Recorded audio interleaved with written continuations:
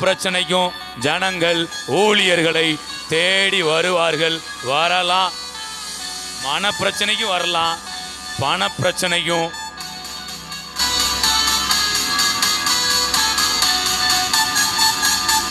ஆண்டவர் சொல்றாரு, போய் தூண்டில போடு, மீனை பிடி. நீ பிடிக்கிற அந்த முதல் மீனுக்குள்ள ஒரு வெள்ளி பணம் என்ன செய்யும்? இன்னைக்கு மிராக்கிள் மணிங்கிறாங்க, அதுங்காங்க இதுங்காங்க. அப்படி ஒன்று செஞ்சாங்கன்னா ஒன்று கவர்மெண்ட்டுக்கு விரோதமாக என்ன பண்ணுறாங்க, கள்ள நோட்டு அடிக்கிறாங்கன்னு அர்த்தம். இல்லைன்னா பரலோகத்தில் கண்டிப்பாக என்ன செய்ய முடியாது, அந்தந்த நாட்டு பணத்தை என்ன செய்ய அடிக்க முடியாது. அப்படிங்கும்போது இதெல்லாம் பொய் அப்படின்னாங்க. அப்போ இயேசுவும் பொய்யா செஞ்சார். இயேசு எங்கேருந்து வெள்ளி பணத்தை எடுத்தார்? யார் பணம்?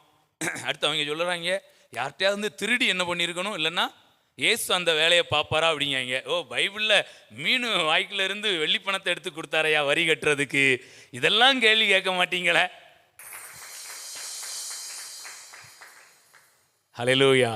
சர்ச்சில் இன்னைக்கு பணம் சம்பாதிக்கிறத பற்றி பேசுகிறாங்க. ஆண்டவர் எங்கேயாவது பணம் சம்பாதிக்கிற சொல்லி கொடுத்துருக்கிறாரா? இதுக்குன்னு கான்ஃபரன்ஸ் அப்படிங்காங்க. சொல்லி கொடுத்துருக்காங்க ஐயா. ஹல்லேலூயா.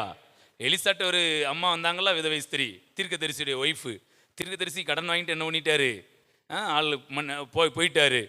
இப்போ இந்த அம்மா யார்கிட்ட வராங்க பாருங்களேன், யாராவது ஜமீன்தார்கிட்ட பேருக்க வேண்டியதானே, ஒரு பெரிய ஐஸ்வர்யவான்கிட்ட பேருக்க வேண்டியதானே, பணம் தானே இப்போ பிரச்சனை.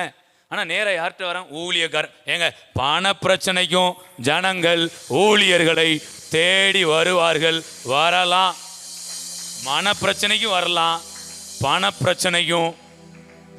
நினைக்காங்க சர்ச்சுன்னா மனப்பிரச்சனை தீர்த்து வைக்கும்.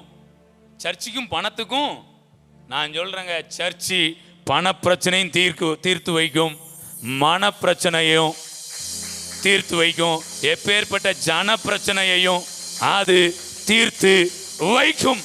கையை தட்டி. ஆனால் வர வேண்டிய இடத்துக்கு கரெக்டாக என்ன செய்யணும்? கரெக்டாக எலிசாட்ட அந்த ஸ்திரீ என்ன பண்ணுறாங்க, வர்றாங்க. வேற யார்கிட்டையும் என்ன பண்ணலை, வேற எந்த பணக்காரங்கள்ட்டையோ இல்லை அங்கேருந்த பஞ்சாயத்து தலைவர்கிட்ட யார்கிட்டையும் போகலை. நேர அந்த பணப்பிரச்சனைக்கு அந்த அம்மா எங்கே வராங்க? எலிசாட்ட. அப்போ எலிசா என்ன பண்ணார்? ஏம்மா, பணத்துக்கும் ஆவிக்குரிய உலகத்துக்கும் சம்பந்தமே கிடையாதுமா, நீ தயவு செஞ்சு என்ன பண்ணிரு, போயிருன்னு என்ன பண்ணலை, சொல்லலை. அவர் சொல்கிறாரு, உன்னிடத்தில் இருக்கிறது என்ன, ஒரு குடம் என்ன செய்யுது இருக்குங்கிறா. இப்போ எலிசா என்ன வேலை பார்த்தாரு? பணம் சம்பாதிக்க சொல்லி கொடுத்தாரா என்ன? பணம் சம்பாதிக்கத்தானே சொல்லி கொடுத்தாரு. சாபை பணத்தை சம்பாதிக்கவும் சொல்லி கொடுக்கும், பணத்தை சுதந்திரிக்கவும் சொல்லி கொடுக்கும், பணத்தை ஈர்க்கிறதை பற்றியும் சொல்லி கொடுக்கும். Praise God. இது தேவனுடைய திட்டத்திலிருந்து அந்த கிறிஸ்துவுக்குள் இருக்கிற ஆசீர்வாதங்களை நாம் என்ன பண்ணுறோம்? ஆவியில் அதை எடுத்துக்கொண்டு அதை நாம் பெற்றுக்கொள்ளுகிறோம். Price God.